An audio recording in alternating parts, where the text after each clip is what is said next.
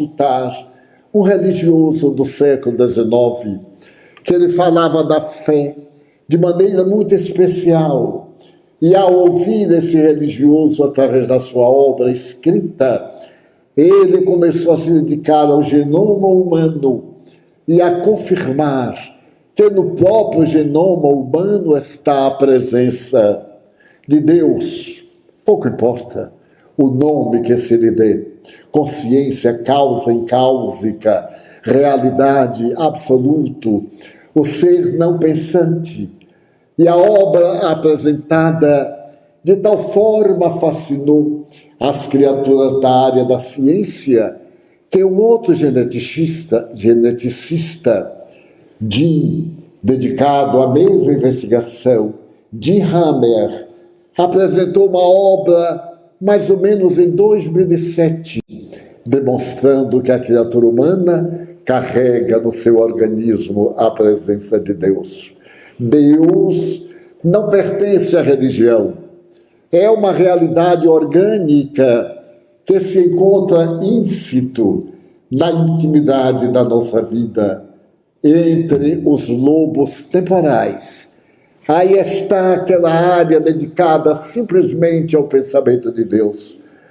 E fazendo uma análise ainda mais profunda, o Dr. Jim Hammer estabelece que nós possuímos 35 mil genes, quando então se pensava que possuíamos mais de 100 mil, mas que um desses principais fenômenos genéticos era o encarregado de Deus. Deus é uma questão física dentro de nós. Todos nascemos teístas. A condição social, o meio ambiente, fatores diversos levam-nos à adoção de crenças ou de não crenças, de aceitar ou de negar aquilo que é uma realidade. E ele pôde identificar esse gene, ao qual deu o nome de VMAT2. É o gene que representa a divindade.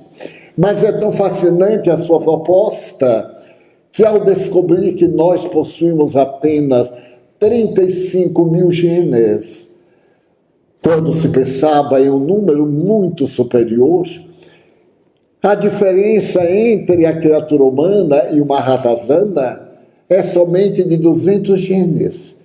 É por isso que muitas vezes, no mundo, em governos de alta responsabilidade, indivíduos têm menos 200 genes, o que explica a sua conduta de ratazana do processo da evolução.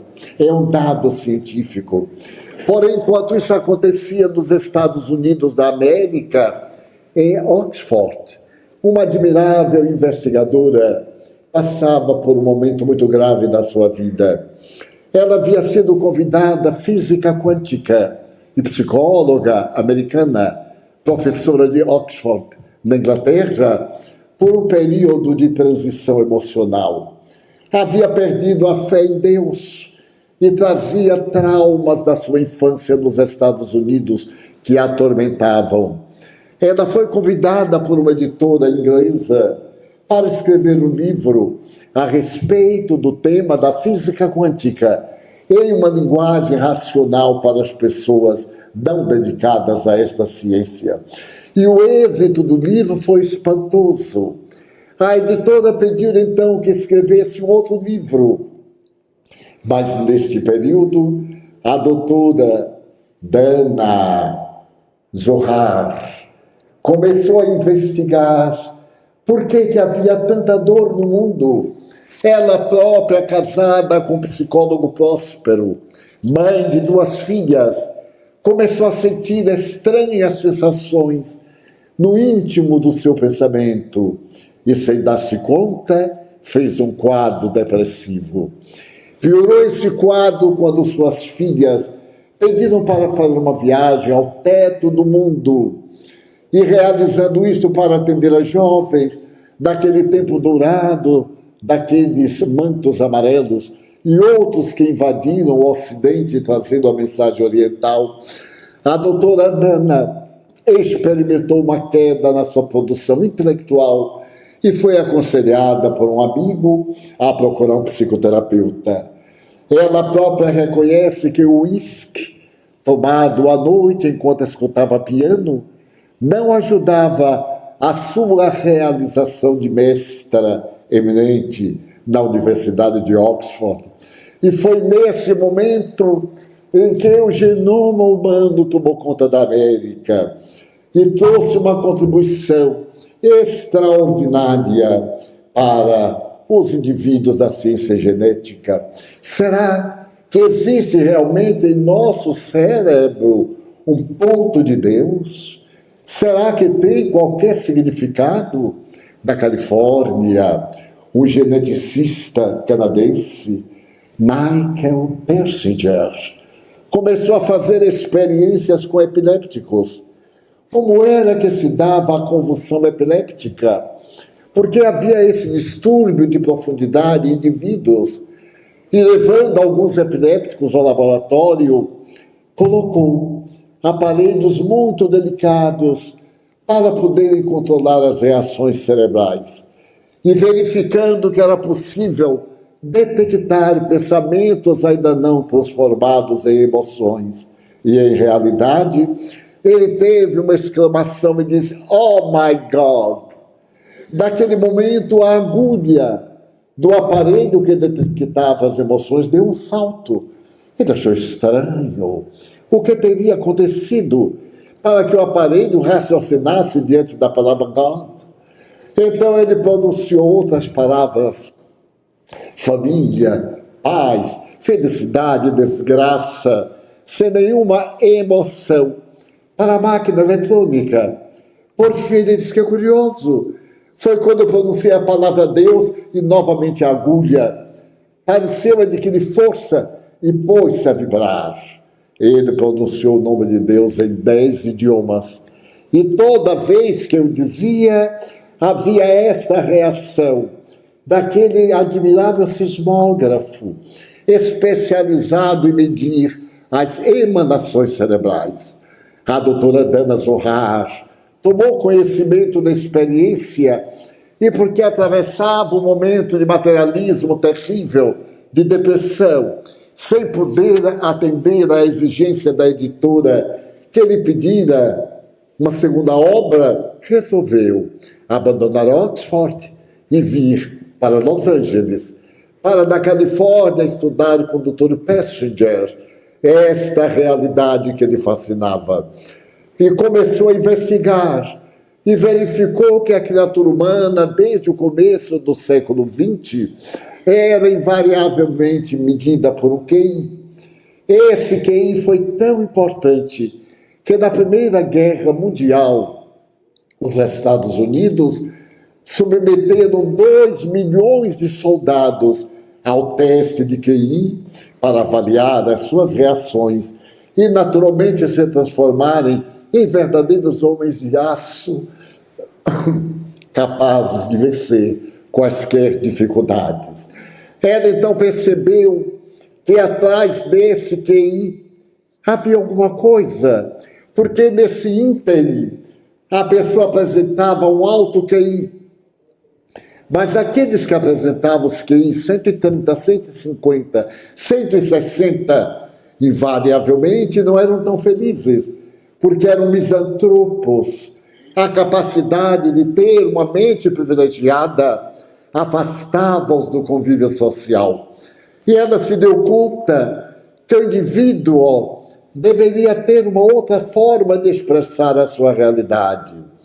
Foi Daniel Goleman, o psicólogo americano, que percebeu que era necessário ter um equilíbrio emocional para ter a verdadeira felicidade. E observou que na lista Forbes, entre os 10 mais ricos do mundo, nem todos eram portadores de um QI elevado, mas de um grande QE, consciente emocional.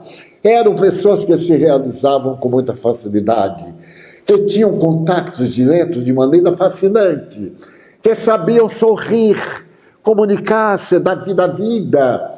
E então ele criou para os fins de 1970, 1980, o que é. Mas faltava alguma coisa, faltava algo que estava nos recônditos desses lobos temporais e que falavam a respeito de uma transcendência para poder explicar a realidade da vida. Afinal de contas, a energia condensa-se em matéria e a matéria dilui-se em energia. A luz tem a sua propriedade nos vórtices de ser energia e matéria simultaneamente, assim como nós vivemos no mundo de faixas, dizia Albert Einstein, que vivemos no mundo de ideias, de fenômenos mentais, de sentimentos. E quando lhe perguntaram, por volta de 1905, após ter apresentado a sua teoria em rascunho da relatividade do tempo e do espaço, o eminente mestre estabeleceu de uma forma suave: eu não creio em Deus, eu sei. Parecia repetida a frase de Carl Gustav Jung. Ao lhe perguntarem se Deus existia, Jung, o pai da psicologia analítica, o autor dos arquétipos humanos, das heranças do passado, respondeu com um sorriso: se Deus existe, eu não sei. Não é importante para mim. Importante é que Ele é. É necessário sentir. E então a doutora Dana, ao observar que era através do sentimento e não da crença, porque acreditamos hoje e deixamos de acreditar amanhã. Não acreditamos hoje e amanhã passamos a acreditar. É necessário sentir de dentro para fora essa grande realidade. E apresentou no seu esquema em um livro fantástico, O Consciente Espiritual. Tivemos a oportunidade de conhecê-la em um movimento na cidade de Zurique sobre a paz. E lhe perguntamos diretamente: a senhora crê em Deus? Não, eu não creio em Deus, mas não posso negar que há uma realidade espiritual.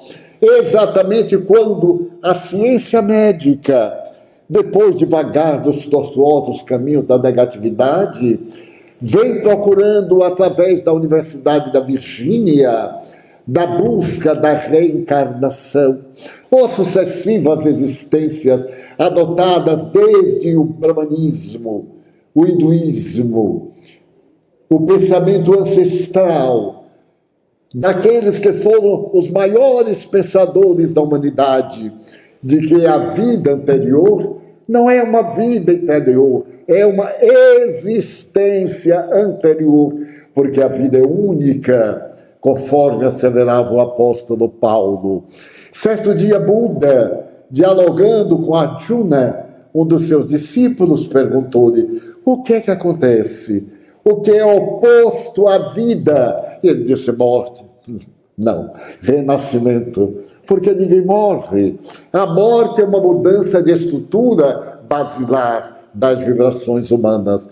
Então, aquela doutrina apresentada na Universidade de Virgínia, que hoje tem aproximadamente 20 mil casos no laboratório de psicologia, para poder estudar a probabilidade de existência pregressa, foi necessário que se criasse na parapsicologia a oportunidade de fazer pesquisas mais profundas, não apenas negar a realidade de algo indestrutível, mas de investigar. E surge a probabilidade de espiritualidade e medicina, espiritualidade e sociologia, espiritualidade e psicologia. Então, esse QS, porque já viu o que é um coeficiente de natureza espiritual, seria naturalmente uma redundância. E a doutora Dana resolveu espiritual, consciente, estabelecendo o QS. Nós hoje somos um QI, um QE e um QS, predominando em nós esta consciência de natureza espiritual.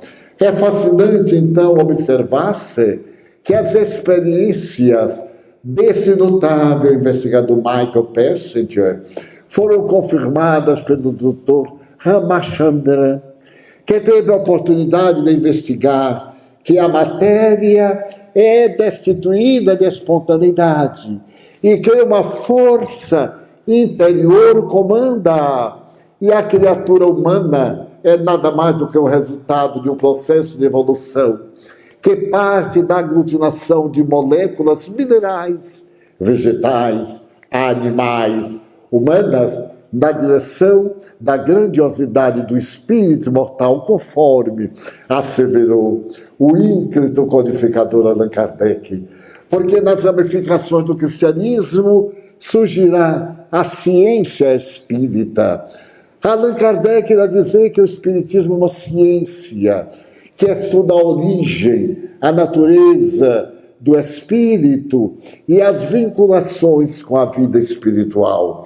Irá estabelecer que esta ciência marcha ao lado da ciência convencional, mas não se detém onde a ciência para, porque a ciência estuda os efeitos, enquanto o espiritismo remonta às causas. Se por acaso, em alguma oportunidade, a ciência provar que nós espíritas estamos errados em um ponto, o espiritismo se ajustará e seguirá a ciência. No entanto, desde que foi enunciado esse pensamento, a ciência saiu da química comum para a química inorgânica, da física newtoniana para a física das probabilidades. A mim me fascina essa física das probabilidades. É necessário primeiro crer, para depois ver, quando estávamos acostumados a sempre nos enganarmos com o baile mágico dos átomos, na formação das moléculas, na realidade dos objetivos. Depois de 60 anos de pesquisas, no ano passado, foi detectada mais uma formação de natureza atômica na intimidade mais profunda da energia. É tão grave a questão que não é necessário provar. Não se pode provar através da física quântica nada. Tem-se que crer, porque provar é uma questão de relatividade do pensamento. Aquilo que hoje nos constitui uma prova, mais tarde, com os avanços de aparelhos muito delicados, superamos esta prova e nos adentramos em um campo mais especial. Então a ciência espírita vem e confirma totalmente as investigações a que nos referimos. Quando Allan Kardec, o eminente professor Rivaio, tem a oportunidade de dialogar com os espíritos, que não eram visíveis, eram concepção nuclear, e interroga o que é Deus. Até então, a ciência, a teologia, a filosofia, sempre faziam uma pergunta de maneira equivocada: quem é Deus? E no verbete quem está incluída a criatura humana. E nós tínhamos um Deus antropomórfico. Quem é Deus? Já estava definido que Deus era um ser humano, porque a partícula quem representa exatamente quem é que. Allan Kardec tem a sutileza de interrogar: quer-se que dizer que é Deus?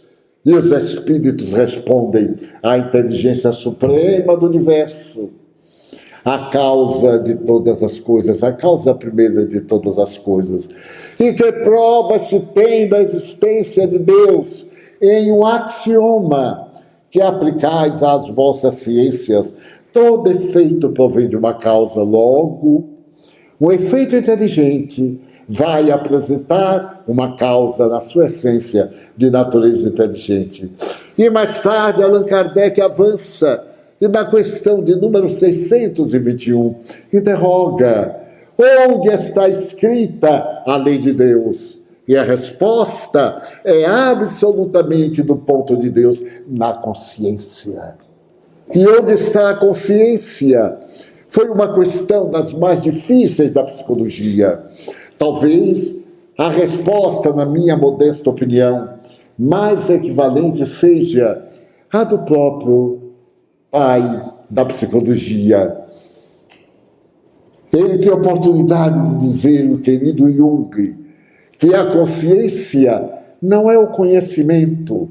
Até aquela época, metade do século XX, acreditava-se que uma pessoa culta, com títulos acadêmicos, era uma pessoa de consciência. E ele estabelece que era uma pessoa de conhecimento. A problemática da consciência transcende a capacidade intelectiva.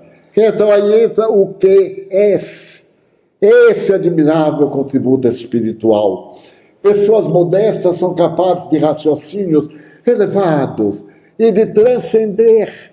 Mas essa consciência onde estaria? Interroga Jung. E ele próprio, certo dia, escreverá, foi tudo de repente. Eu senti algo pegar-me pelo cogote, como se fosse um espírito, e levar-me à máquina datilográfica, onde comecei a escrever sem parar, psicografia, sem parar, por 3 dias e 3 noites. E quando terminei, estava escrito um opúsculo, Resposta a Jó. Jó é o personagem bíblico, a quem o demônio teria tentado através de Deus. Ele te ama, porque tu lhe deste tudo. Lhe deste a esposa, filhos, servos, terras, poder.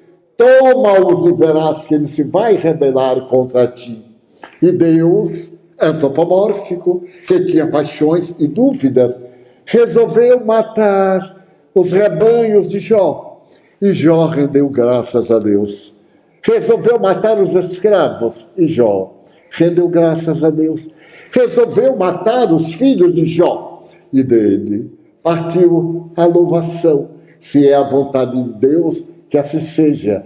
E a mulher de Jó, muito resignada, como todas as mulheres, disse-lhe, como tu pode acreditar nesse indivíduo que te toma tudo? Aonde está o teu Deus? Ele disse, mesmo que ele me tome a ti, eu continuarei. Ele era um bom machista. Eu continuarei pensando em Deus. E Deus, então, diante desta prova, disse a Satã, ele não me ama porque lhe dei. Ele me ama porque me sente, então eu vou lhe devolver tudo. Os rebanhos, os escravos. E então, Jung, nesse livro fantástico, tem a ocasião de dizer que a consciência é o discernimento do conhecimento. Se nos recordarmos do período da Segunda Guerra Mundial, veremos que os nazistas, especialmente das tropas SS, eram muito inteligentes. Eram portadores de um conhecimento muito grande, absolutamente destituídos de consciência. Por exemplo, não faz muito, durante a Segunda Guerra Mundial, para ver que esse Estado não era uma característica do nazismo, das tropas SS, mas da criatura humana que é a mesma em qualquer regime. Na Turquia, entre os anos de 1915 e 17, houve uma guerra contra os armenos. Eles habitam um pedaço de terra de Istambul, hoje a grande capital, que um dia foi Constantinopla. E em Istambul, a parte da Armênia é muito grande, ou melhor, em toda a Turquia. Era uma população de 3 milhões de indivíduos. E então, eles resolveram, mesmo durante a Segunda Guerra, a humanidade mergulhada naquele caos,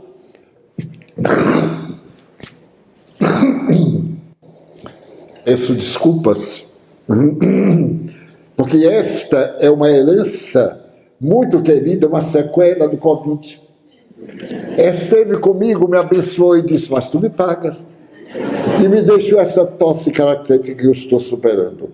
Então, desculpem. E eles entraram em guerra, mas a pobre da Armênia não tinha como caracterizar-se.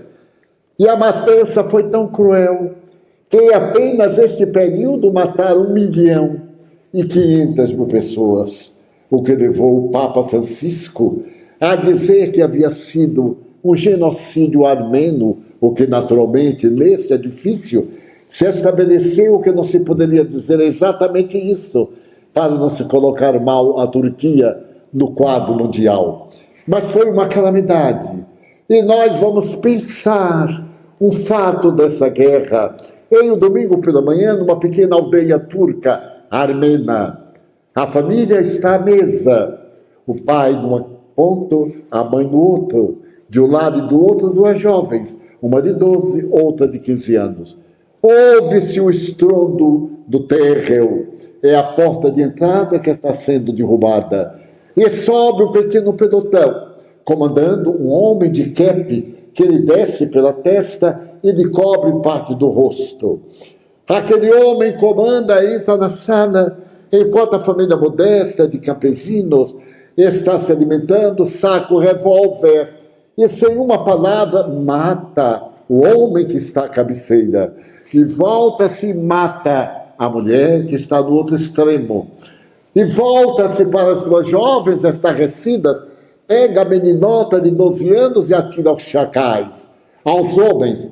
Não eram homens, eram chacais bípedes que começam a estuprá-la como se fosse objeto, a destruí-la e matam-na. E pega a outra de 5 anos pelos cabelos, desce a escada arrastando-a e leva para uma propriedade onde ele estabeleceu um bordel. Ali estavam jovens armenas que tiveram a alma destroçada. E esta jovem também, ele não apenas matou os pais, destruiu a sua irmã, mas também destruiu a sua alma. Essa oportunidade de acreditar na criatura humana. E ela, um ano depois, conseguiu seduzir um guarda e evadiu-se, libertou-se do cativeiro e desapareceu. Estamos agora em Istambul, por volta de 1927. Para uma ambulância na porta de uma clínica de ortopedia e é levada na maca um homem com uma enfermidade sem diagnóstico. O corpo está com uma dermatose dolorosa. As carnes pútridas estão largando nos conjuntos. O odor que exala é insuportável. E então o chefe da clínica olha e o homem está nos estertores da agonia. Não há lugar para ele na clínica. É uma clínica especializada. Mas ele vai morrer. Como negar-se a oportunidade de morrer com alguém? O diretor resolve colocá-lo numa ala distante, em uma ala meio isolada. Mas todos os médicos e paramédicos recusam atender a este homem em decomposição cadavérica. De pé, ao seu lado está uma jovem enfermeira. Ela é, quiçá, a melhor funcionária da clínica. E ele pergunta em passant: você poderia tomar conta deste paciente até a morte? O que ocorrerá de um para outro momento? E ela respondeu em poucas palavras: é a minha tarefa. Eu sou enfermeira. Eu aqui estou para servir, para ir com o paciente até o momento final ou para acompanhá-lo na liberdade. E vai levada para tomar conta daquele homem. Não havia gaze. Ela rompe lençóis e começa a limpar as feridas, a retirar a carne, a movimentar até o sangramento. E o homem não morreu naquele entardecer. Nem no dia seguinte, nem na semana, nem um mês depois, 2 meses após, teve alta. Ficaram as marcas danosas da enfermidade satânica, que parecia ter garras que lhe despedaçaram o corpo. As cicatrizes eram enormes, mas a vida caracteriza-se pela beleza do próprio verbo viver. Quando ele se vai despedir, diz ao diretor da clínica: eu sou uma autoridade governamental e irei interferir junto ao Estado para que esta clínica seja bafejada com maiores doações, porque salvou a minha vida. E o médico, comovido pelo milagre, diz mais: não nos agradeça a nós, excelência. Agradeça aquela jovem que ali está. Ela internou-se por 2 meses. Foi como uma filha para a Sua Excelência. Esteve ao seu lado em todos os momentos da sua vida. Procurou dar-lhe não somente assistência, mas também terapia da melhor qualidade.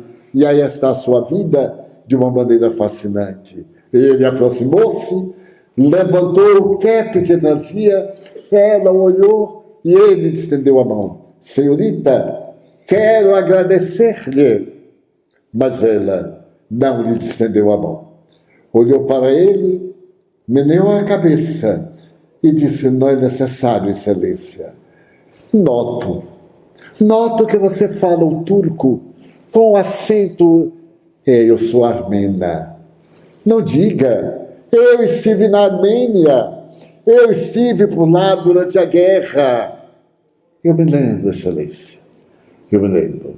Sua Excelência esteve na minha casa, eu domingo pela manhã, com um grupo de monstros.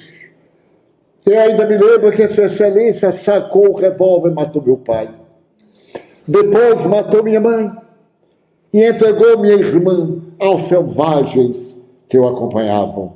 De mim, Sua Excelência fez uma escrava sexual. Abusou ao máximo, mas eu consegui fugir para me vingar. Estabeleci na minha condição de maometana que cobraria pedaço por pedaço, que eu perseguiria onde quer que Sua Excelência aparecesse. E Deus, esse Deus que comanda a vida, dá-me a oportunidade de encontrar Sua Excelência. Ele palidece, retrocede um passo e pergunta-lhe: quando eu entrei aqui na clínica, você me reconheceu? Oh, sim, Excelência. A vítima não esquece nunca, embora o algoz quase nunca se recorde. E por que não me matou? Foi uma pergunta que me fiz. Quando eu vi Sua Excelência, lembrei-me dos olhos da minha irmã, papai tombar sobre o alimento, o sangue escorrer a jorros, e o Senhor estava agora na minha mão. Eu me lembrei de cobrar-lhe pedaço por pedaço de carne. Mas a vida já havia feito isto. Porque é uma lei que eu não sei entender. Que de acordo com o mal que nós... Não é a lei de tal e qual. Não é a lei de Italião. É a consciência divina. Mas o tempo ponderou que nesse ínterim, nesses 10 anos que nos separam, eu me tornei cristã. E um homem, um judeu, teve a oportunidade de, quando crucificado, meu pai, ele gritou: perdoa-os, eles não sabem o que fazem. E ele me disse para perdoar. Então eu o perdoo totalmente. Eu perdoo, Excelência. Agora eu posso apertar a sua mão. Brian Zand, um protestante de origem polonesa, que escreveu um livro extraordinário a respeito do perdão radical, mas o perdão total. Escreve nesse fato que ele narra de um perdão total, mas sem qualquer dor, rancor, sentimento. O perdão é o momento culminante da doutrina cristã, da doutrina espírita, porque a caridade da nossa existência é o perdão de Deus às nossas terríveis inversões do direito da vida. A reencarnação é o perdão da misericórdia divina, dando-nos chance de refazimento, oportunidade de reparação. E não pode ter condicionamento do perdão. A tradição estabelece que o perdão, para ser verdadeiro, deve ter o esquecimento da ofensa. É uma opinião religiosa. A psicologia diz diferente. Perdoar não é esquecer, é não devolver. não devolver o mal que nos fazem na mesma moeda é um ato de perdoar. Esquecer é uma questão de memória. Há fatos que nós esquecemos sem querer. Há outros que desejamos esquecer e não podemos, somente o tempo. Então, o Dr. Sant estabelece a necessidade de nós perdoarmos a cultura odierna, feita de ódio, de ressentimento, de mazela. E foi por isso que Jesus nos diz: eu nunca vos deixarei a sós. Estava ele perto de Jerusalém, quando então falou que ia dar um testemunho. E Pedro lhe pergunta: Senhor, mas já que tu te vais, nós ficaremos órfãos? Não, eu não vos deixarei órfãos. Eu pedirei a meu Pai, e Ele vos enviará o Consolador, o Paracleto, o Espírito de verdade. Ele vos dirá coisas novas e ficará convosco até a consumpção dos séculos.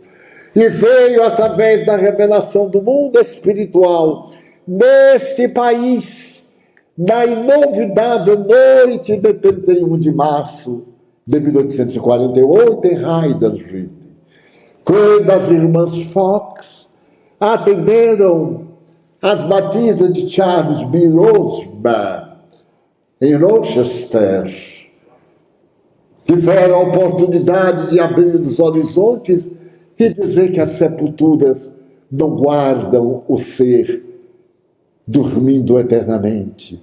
A vida está manifesta mesmo nas manifestações de natureza dos desencarnados. Eles voltam para falar-nos. E quando este fenômeno varreu a América, através das mesas falantes, e se transferiu para Southampton, na Inglaterra, esteve em Londres e atravessou o Canal da Mancha para a residência de Madame Pleine-Maison em Paris. E o professor Rivaio, na última terça-feira de maio de 1855, ao ver a mesa saltitar sem contato humano, percebeu que não se tratava de uma curiosidade, nem de prestidigitação, que havia uma inteligência além da mesa, que dava respostas de acordo com o caráter das perguntas. E vai sair daí, no dia 18 de abril de 1857, a volta do Cristo em O Livro dos Espíritos, a mais notável obra de filosofia, que apenas em 1019 questões atestam a realidade do ser imortal e dão sentido à nossa vida vazia. Este é um período de vida vazia, sem objetivo, sem ideal, cheia de ressentimentos, de ego, mesmo entre os indivíduos que adotam a filosofia espírita. É uma filosofia porque explica quem somos, por que sofremos a dor. Foi a frase que mais me impressionou do Espiritismo.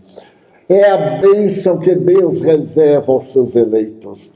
Está no Evangelho segundo o Espiritismo, numa mensagem de um espírito amigo. Quando eu li que a dor era a maior bênção que Deus reservava aos seus eleitos, eu disse: imagine o que é que ele reserva aos que não são seus eleitos. E comecei a pensar, mas isso é uma doutrina de natureza terrível, pessimista, que é divulgador, mas tem razão, porque é através desse lapidar que o diamante bruto de carvão se transforma na estrela luminífera a clarear os sóis da humanidade. O Espiritismo, como ciência, vai demonstrar que a ciência faz a investigação, porque é embaixadora de Deus. E mais importante do que isto, é através da lei, aquela lei adotada por este notável e inimaginável Francis Collins, que vai encontrar na lei uma lei de justiça, que Allan Kardec, na terceira parte do Livro dos Espíritos, fala sobre a lei natural, a lei de amor. que ele divide em 10 leis, desde essa lei de amor extraordinário, a lei de justiça, a lei do trabalho, a lei da destruição. E ele pergunta, por que existe a guerra? Por que existe a guerra devastadora e perversa? A guerra é resultado da predominância da natureza animal sobre a natureza espiritual da criatura humana. E o que pretende Deus com a guerra? Promover o progresso. É paradoxal. Todas as grandes conquistas são feitas durante a guerra para terminar rapidamente. E a paz é o intervalo entre duas guerras. Nós, então, quando vimos a Primeira Guerra Mundial, que foi considerada a pior guerra de todas as épocas, disse guerra, nevermore, nunca mais. Então veio a segunda, 60 milhões de pessoas assassinadas por causa de um psicopata, de um atormentado, que estabeleceu a necessidade de uma raça pura, uma raça capaz de viver dentro do partido nazista por 1000 anos, e não aguentou 30, porque havia uma outra lei, acima dessa lei germana, estabelecida na perseguição aos judeus e a todos os povos não germanos, que somos iguais, somos do mesmo saco.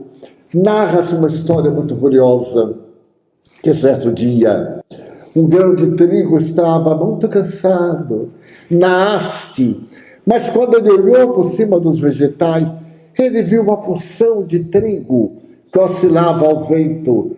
Ele disse, eu estou aqui, ele está ali, mas nós somos o que, afinal?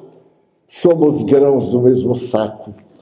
O semeador saiu de avião com o saco aberto e os grãos foram caindo no meio do joio, das sementes más, mas nasceram todos, cresceram todos, e o trigo esplendeu em grãos de ouro acima do joio que foi separado e queimado para poder servir de adubo a este grão de trigo chamado amor. Daí a lei de amor está por cima de todas as outras leis, e ela está embutida na consciência. Estabeleceu Allan Kardec que é necessária a prática da caridade, a santa virtude, fé, esperança e caridade. Somente pode haver caridade se houver a fé, se houver a esperança de resultados superiores. De outra forma, não haveria como podermos fazer a caridade. Então, para que a caridade seja legítima, é necessário que nós tenhamos o amor. Principalmente o alto amor, o amor a si mesmo, porque quem não se ama, não ama a ninguém. Temos desdobramentos, temos a libido freudiano, temos interesses, mas não temos esse sentimento de amor, de respeito, de consideração, e de ver no inimigo, no outro, aquilo que talvez gostaríamos de ser, e como não conseguimos, rebaixamos-lo para ficar em nosso nível. Então, o Dr. Brian Zand estabelece a necessidade do amor integral, do perdão total, que vem abordar da ciência espírita o seu lado ético, moral, religioso. Porque ciência, porque investiga, filosofia, porque esclarece os enigmas, e ética moral socrática. Allan Kardec pergunta, em O Livro dos Espíritos, qual o método prático mais eficaz para ser feliz neste mundo e suportar os desafios, as dificuldades? E os espíritos responderam, notem a delicadeza. Um sábio da antiguidade já vos disse, conhece-te a ti mesmo. E muita gente pensa que esta frase é de Sócrates. De maneira nenhuma. Quando Sócrates foi visitar o santuário de Delfos, porque Sócrates era muito feio, coitado. Platão, Temístocles, seus discípulos dizem que ele tinha um pé muito grande e não calçava sapato. Mas a sabedoria estava neste homem de uma maneira incomum. Ele revoluciona a filosofia e se torna o pai da autoiluminação. Narram que filósofos menores, como em todo lugar existem maiores e menores, foram de Atenas até o santuário de Delfos. E eles tinham um despeito muito grande de Sócrates. E falavam da sua feiura, falavam da sua dificuldade. Sua mãe era parteira. E por isso ele utiliza o método do parto, pôr para fora o conhecimento. Educere, educar. Tirar de dentro, porque trazemos de outras experiências que Platão chama de natureza reencarnacionista. E então, tinha aqueles menores perguntaram no santuário de Delfos, qual o homem mais sábio da Grécia? E a pitonisa, transfigurada no santuário, responde Sócrates. Eles ficaram com mais raiva, porque esperavam, talvez, algum deles, ganhar o título. E voltaram a Atenas, encontraram Sócrates numa boa, pés descalço, filosofando, apresentando a sua dialética. E disseram, Sócrates, tu sabes que Apolo, o Deus, teve a ocasião de dizer que tu és o homem mais sábio da Grécia? Eles não. Mas se ele disse, falou uma verdade. Tu te crees o homem mais sábio da Grécia? E claro, porque talvez eu seja o único que sabe que nada sabe. E isto é sabedoria. Saber que nada sabe, porque quanto mais se sabe, mais interrogações se faz. A pessoa simples do campo, comer, dormir, fazer sexo, das sensações primárias. E aquele esteta das emoções tradicionais, quanto mais ele anela, mais o horizonte se torna infinito. Ele não foi. E quando chegou ao santuário de Delfos, no pórtico, estava escrito desde a Magna Grécia, Gnote se auton, conhece-te a ti mesmo. E aquilo lhe pareceu tão fantástico, que ele levou para Atenas e se tornou divulgador.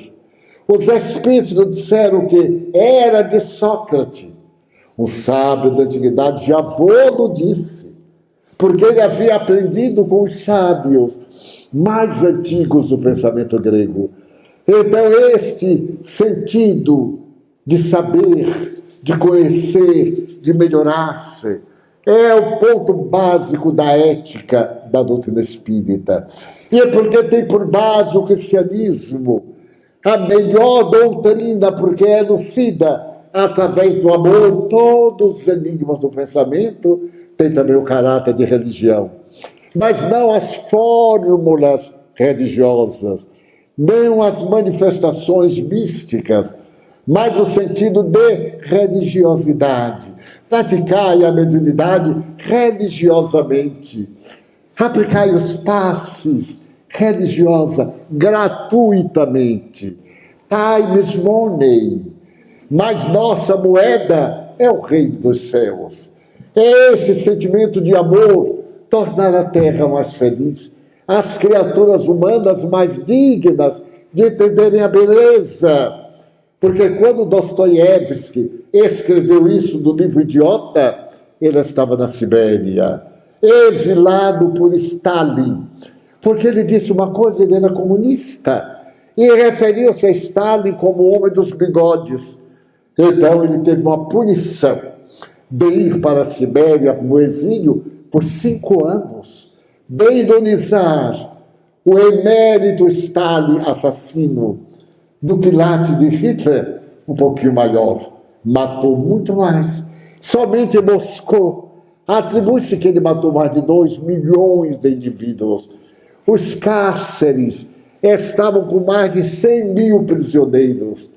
Em nome daquele momento revolucionário de 2017, quando o czar Alexandre II foi tirado do poder e a Revolução Bolchevique veio trazer para o mundo as ideias de Marx, de Engels, da igualdade social, econômica, nunca porém moral, porque nós somos diferentes. Cada um de nós está no degrau da evolução.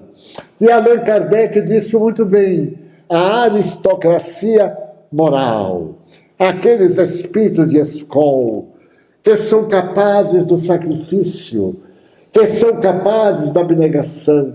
Eu me recordo que certo dia, diante de um ato de tolerância de alguém ao médium Chico Xavier, que ele esbordoou a face, porque o indivíduo foi buscar uma palavra do além-túmulo, e veio a esposa, ele fez uma carta, e se aproveitou, porque dizem que as mulheres se aproveitam da oportunidade, são muito sábias, e exarou a conduta dele durante a vida.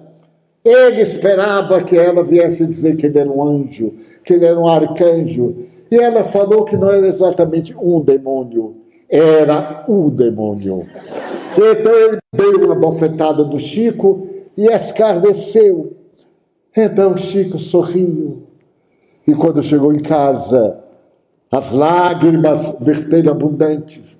E Emmanuel, seu guia espiritual, perguntou-lhe, por que choras? Ele disse, mas o irmão não viu. Aquele homem cuspir-me na cara. Vi, Chico. E qual é o problema? Mas ele escarneceu-me. Ué, e você está magoado com isso? Quer dizer, estou. Mas não estou, não sabe? Então eu vou te dar uma lição.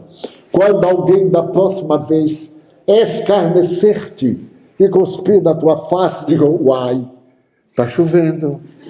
E prossegue. Então Chico Xavier irá estabelecer que o verdadeiro espírita é aquele que está chorando e enxuga as lágrimas para ir consolar, ou tem que estar com lágrimas mais profundas. Então Jesus veio ter conosco, nesta hora amarga, de indecisões, de conflitos, de transtornos de natureza psicológica. Pode-se dizer que este é o momento dos conflitos psicológicos, da depressão, da agressividade, da perda de sentido. Que fazer? Amar. Eles não sabem o que fazem. Compreender. Nós já estamos no degrau que nos dá a percepção de compreender o outro. O outro sou eu, dele projetado. E normalmente somente somos aquilo que em realidade cultivamos. Cultivar a doutrina espírita é viver a 360 graus, não apenas 90 de nossa angulação, ou 180, integralmente, para desfrutarmos da plenitude.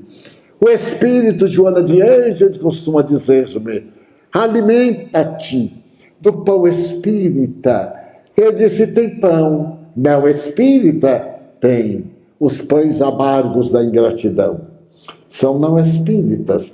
Mas eles tornar-se-ão espíritas quando a ingratidão deixar a terra e mostrar que todos iremos pelo mesmo caminho, porque a desencarnação vai chegar. Eu me recordo, em 1965, eu era mais jovem, hoje eu estou um pouquinho mais velho, estou apenas com 95 anos de idade.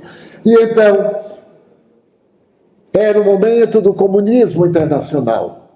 Cuba levantava-se do opróbrio. Fidel, saída de Sierra Maestra para Havana.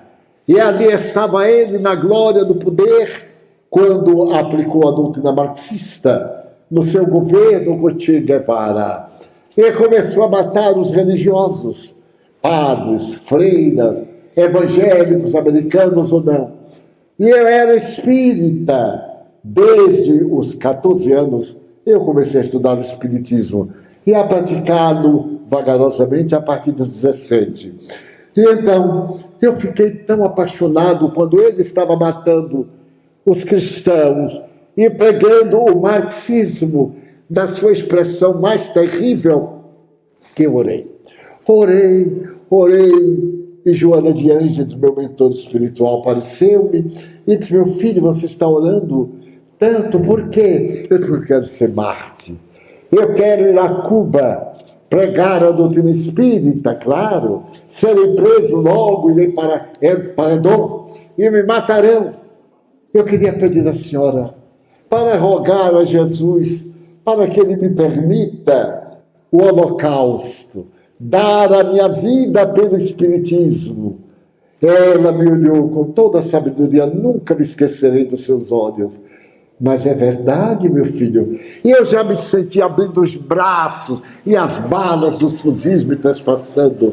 Ela disse: pois não, eu vou falar ao pai Francisco, porque eu não tenho intercâmbio com o Senhor da vida. E ele irá pedir ao Senhor que ele conceda essa graça. Eu fiquei em estado de graça. Vou morrer pelo Espiritismo. Era glória. Passou uma semana, passou um mês. Eu disse: mas minha irmã, ainda não houve notícia. Por fim, um dia ela me disse: meu filho, o pai Francisco me disse que o Senhor aceitou o seu holocausto, morrerá pela fé.